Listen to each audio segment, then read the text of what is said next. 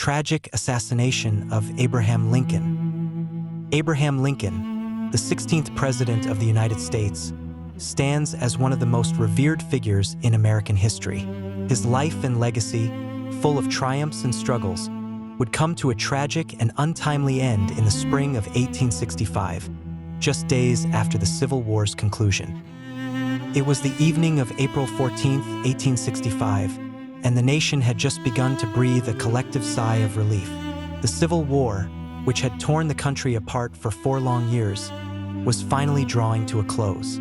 The country, though scarred, was beginning to look toward a future of healing, rebuilding, and unity. On that fateful night, President Lincoln was in good spirits. He and his wife, Mary Todd Lincoln, had planned a night out to Ford's Theater in Washington, D.C., to watch a comedy play titled Our American Cousin. His companion that evening was Major Henry Rathbone, a military officer, and his fiancée, Clara Harris.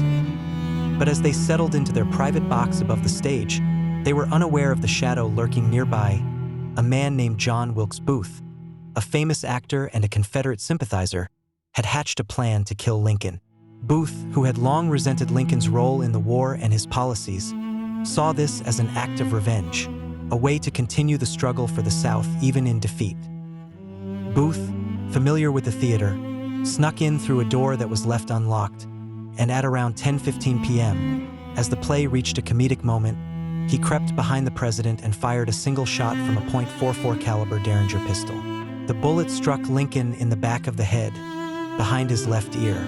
He slumped forward in his seat, his body beginning to lose its strength. Panic erupted in the theater. The audience had no idea what had happened, but Major Rathbone heard the gunshot and attempted to subdue Booth. In the chaos, Booth leaped from the box, landing on the stage below, injuring himself as he broke his leg. Despite his injury, Booth fled through the rear exit, disappearing into the night. He managed to escape Washington, but his days were numbered. Meanwhile, the wounded Lincoln was quickly attended to. A doctor in the audience, Charles Leal, rushed to the president's side, trying desperately to save him. The president was carried across the street to the Petersen House, a boarding house owned by William Petersen. Lincoln was placed in a small room upstairs, where he was laid on a bed, his breathing shallow and labored. Mary Todd Lincoln, frantic and hysterical, arrived moments later, but there was little anyone could do. At 7:22 a.m. on April 15, 1865, after struggling for several hours, Abraham Lincoln passed away. His death, in the midst of a victorious moment for the nation, shocked the world. The country, already battered and torn by war, was now left to mourn the loss of its leader. The assassination of Abraham Lincoln sent shockwaves through the United States and the world. The nation had lost its guiding light, the man who had steered it through its darkest days. His death would spark national mourning, and for days, the streets of Washington, D.C. were filled with the sounds of bells tolling in sorrow. As for John Wilkes Booth, his escape was short-lived. He was hunted down by Union soldiers, and after a tense standoff in a Virginia barn, he was shot and killed on April 26, 1865.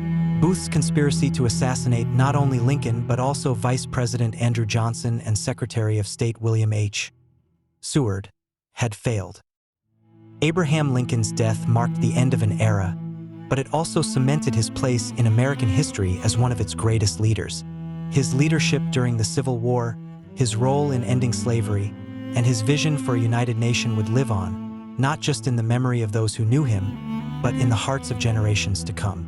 His final moments were a tragic reminder of the price of leadership and the weight of a nation's hopes and dreams that rested on his shoulders. His death, while tragic, became a symbol of sacrifice. Lincoln gave his life to a cause greater than himself, and the country he fought for would eventually find its way to healing, albeit with deep scars. He would not be there to witness the reconstruction of the nation, but his ideals, words, and actions continue to inspire and guide America to this day.